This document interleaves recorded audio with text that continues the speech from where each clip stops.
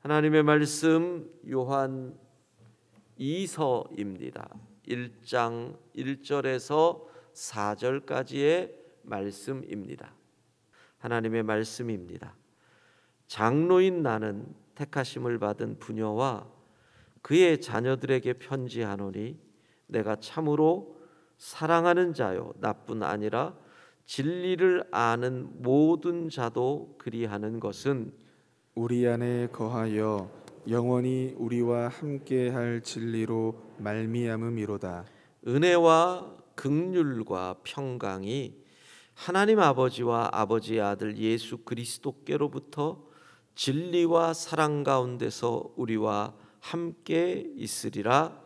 너의 자녀들 중에 우리가 아버지께 받은 계명대로 진리를 행하는 자를 내가 보니 심히 기쁘도다. 아멘. 일반적으로 요한 2서는 요한 1서 이 서신을 사도 요한이 사역했던 에베소 지역에 있는 교회들에게 보낼 때 동봉했던, 그러니까 요한 1서가 주된 내용이고 요한 2서는 거기에 첨부된 편지로 학자들은 보고 있습니다. 그 이유 중에 하나가 우선 요한 1서에는 바울 서신에서 흔히 볼 수 있는 것처럼 당시의 서신의 전형적인 어떤 형태, 시작할 때 인사, 끝날 때 축복, 이런 서신의 전형적인 내용들이 빠져 있다는 거죠. 그런 것들이 보충되어지는, 그래서 1절을 보면 장로인 나는 택하심을 받은 부녀와 그의 자녀들에게 편지한다. 그리고 3절에 보면 은혜와 긍휼과 평강이 우리와 함께 있으리라. 이러한 축복의 인사. 그리고 마지막에 택하심을 받은 내 자매의 자녀들이 내게 문안하느니라. 이러한 마무리 인사. 이런 전형적인 편지의 내용이 요한 1서에는 없다는 거죠. 그래서 그것이 함께 동봉이 됩니다. 그리고 바로 요한 1서에서 전할 내용들이 요한 2서의 요 짧은 서신에 요약되어 있는 거죠. 마치 우리가 긴 글을 보낼 때 서두에 서문에 요약이 들어가는 것처럼, 그래서 보면 5절 같은 경우에도 서로 사랑하라 하자, 이런 내용.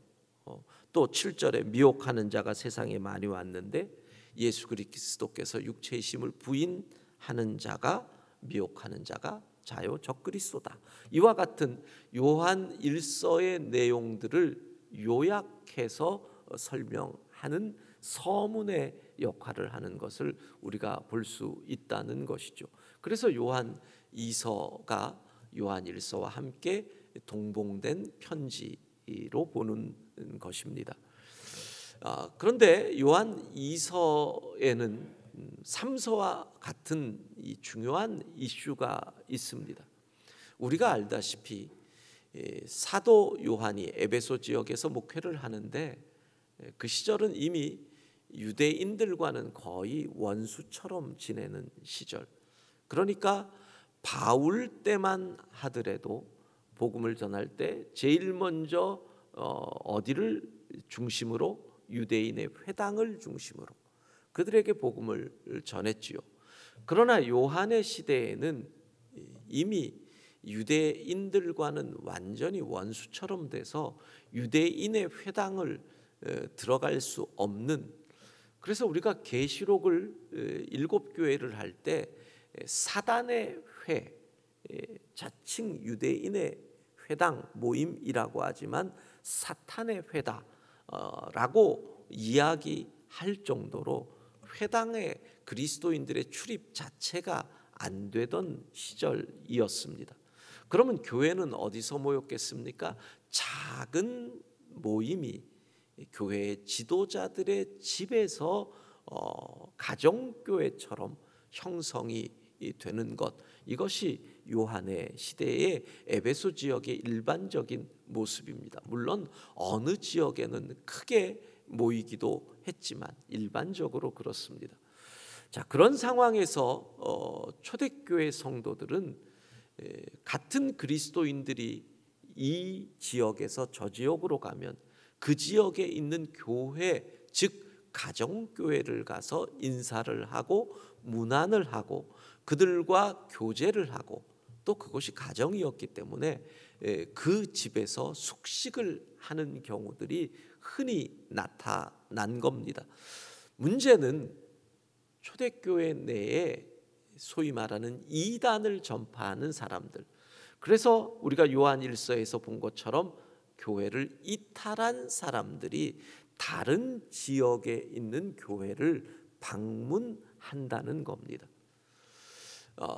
이 시절에는 교리가 확실히 서지도 않았던 시절, 통신이 발달되지도 않았던 시절, 그런 가운데서 핍박받는 소수의 사람들이 끈끈하게 뭉치던 시절이기 때문에 이러한 사람들이 와서 자기 집에서 숙식을 하면서 함께 믿음의 이야기를 나누는 것이 너무나 당연한데, 그들에게 잘못된 가르침이 전달되어진다는 거죠. 그래서 우리가 계시록 7교회를 얘기할 때도 아는 것처럼 에베소 교회에서 추방된 사람들이 다른 곳에서는 그것을 받아주는 이 영주주의 이단의 피해를 우리가 이미 들었지 않습니까? 그렇기 때문에 사도는 단호하게 그들을 받아들이지 말라라는, 형제를 사랑하라, 생명을 바쳐서 사랑하라고 가르치는 사도가 이단들에게는 그들이 들어와서는 안 된다. 이러한 경고가 이 속에 2절 요한 2서와 3서에 나오는 내용입니다. 우리 시대는 너무나 당연하죠. 지금도 교회들 가면 입구에 붙어 있는 게 무슨 스티커입니까? 신천지 이단 출입 금지. 그 시절엔 그게 아직 아니었다는 거죠. 그러니까 형제를, 함께 핍박받는 우리의 형제를 생명을 다해 사랑해야 하는데 이단이라고 받지 말아야 한다라는 것이 너무나 생소했던 그 시절, 바로 이러한 경고가 있는 겁니다. 자, 우리가 좀 구체적으로 보도록 하겠습니다. 먼저 요한 2서를 볼 때 진리라고 하는 단어를 발견하게 되면 진리를 그냥 예수님 이렇게 보면 이해가 쉽습니다. 진리를 아는 모든 자에게 편지를 한다. 예수님을 아는 모든 자에게 편지를 하는 것이다. 이렇게 보면 되는 겁니다. 그리고 이렇게 인사하죠. 은혜와 긍휼과 평강이 우리와 함께 있으리라. 여러분, 교회의 역사에서 최고의 축복입니다. 바울은 은혜와 평강을 얘기했습니다. 사도는 여기에 긍휼이 더 들어간 거죠. 얼마나 멋진 축복인지 모릅니다.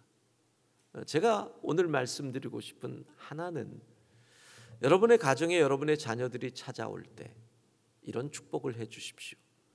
은혜와 긍휼과 평강이 너와 함께하기를 기도할게. 좀 너무 뭐라고 할까, 딱딱합니까? 어색합니까? 근데 이게 진짜 좋은 우리의 인사입니다. 은혜, 받을 자격이 하나도 없는 죄인, 그런 우리에게 베푸신 하나님의 무한하신 선한 선물, 은혜입니다. 그러니까 그 은혜를 알고 은혜를 입고 사는 자녀는 자기도 베푸는 자가 되는 넉넉한 품성의 사람이 됩니다. 긍휼이 무엇입니까? 우리의 죄로 마땅히 벌을 받아야 합니다. 죄값을 치러야 하는데 우리를 형벌로 다스리지 않고 품어주신 하나님의 사랑, 그 긍휼이지요. 그러니까 그 긍휼을 체험하는 자녀는 어디에서나 사랑받는 자가 됩니다. 은혜를 입으면 베푸는 자가 되고, 긍휼을 입은 사람은 사랑받는 자가 됩니다. 은혜와 긍휼을 아는 사람의 상태는 평강입니다. 얼마나 멋진 축복이에요. 따라해 봅시다. 은혜와 긍휼과 평강이 너 가운데 있기를 기도할게. 시작. 은혜와 긍휼과 평강이 너 가운데 있기를 기도할게. 엄마가 명절 끝나고 갈 때 은혜와 긍휼과 평강이 항상 너랑 같이 있기를 기도할 거다. 그러면 아이들이 뭐라고 할까요? 우리 엄마 이상해졌어. 이렇게 얘기할까요? 은혜와 긍휼과 평강의 축복을 선물로 하고 4절입니다. 먼저 이렇게 얘기합니다. 나는 참 기쁘다.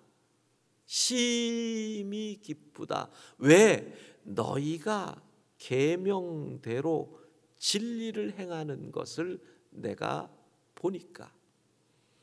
계명이 무엇입니까? 요한 1서 3장 23절 계명입니다. 같이 읽어보도록 하겠습니다. 그의 계명은 이것이니 곧 그 아들 예수 그리스도의 이름을 믿고 그가 우리에게 주신 계명대로 서로 사랑할 것이니라. 요한 1서 3장 23절 말씀. 아멘. 자, 암송해 봅시다. 그의 계명은 이것이니 곧 그 아들. 시작. 그의 계명은 이것이니 곧 그 아들 예수 그리스도의 이름을 믿고 그가 우리에게 주신 계명대로 서로 사랑할 것이니라. 요한 1서 3장 23절 말씀. 아멘. 사도는 그들이 계명대로 진리를 행하는 것, 예수 그리스도를 믿는 믿음 가운데서 산다는 그 소식을 들으니 너무너무 기뻤다는 거예요. 여러분, 하나님이 우리를 보고 이렇게 기뻐했으면 바랄 게 없겠습니다. 하나님께서는요, 우리 아들 예수 그리스도를 보고 기쁘다 그러셨습니다. 예수님께서 공생애를 시작하시면서 세례를 받는 그때, 이는 내 사랑하는 아들이요 내가 기뻐하는 자다. 무엇이 예수님으로 하나님의 기쁨이 되게 한 것입니까? 순종하신 거죠. 이 땅에 인간으로 오셔서 십자가에 달리는 그 길을 걸어가시는 묵묵히 순종하는 아들의 모습이 하나님에게 기쁨이 된 것입니다. 마찬가지로 사도도 예수님을 믿는 진리 가운데 행하는, 순종하는 성도들을 보니 기뻤던 것이죠. 여러분, 부모의 입장에서 자녀를 보면서 언제 기쁩니까? 자녀가 순종할 때. 사실 자녀를 키우면서 자녀 교육은, 자녀를 키우는 것은 내려놓기를 훈련하는 것 같습니다. 자녀가 어렸을 때 부모의 기대가 시간이 지나면서 조금씩 내려놓게들 되잖아요. 어느 순간부터는 뭐 좋은 대학, 에이. 결혼 그것도 하면 좋은 거고. 직장, 에이. 어느 순간 그거죠. 건강만 해라. 그러잖아요. 내려놓게 돼요. 근데 한 가지 절대 내려놓지 못하는 바람이 있어요. 예수 잘 믿어야 된다. 지금은 바라는 게 저는 그래요. 저희 자녀들에게 제가 바라는 오직 한 가지는 예수님 잘 믿어라. 그거밖에 없어. 우리 아이들이 일생 예수님 잘 믿는 것 보면 그 이상 기쁨이 없겠어요. 여러분 미리 내려놓으시면 행복해요. 그 아이들이 어렸을 때부터 딱 한 가지만 생각하시면 돼요. 예수 잘 믿는 아이 되면 좋겠다. 그거면 되는 거. 예수 잘 믿으면 모든 걸 잘하게 돼 있거든요.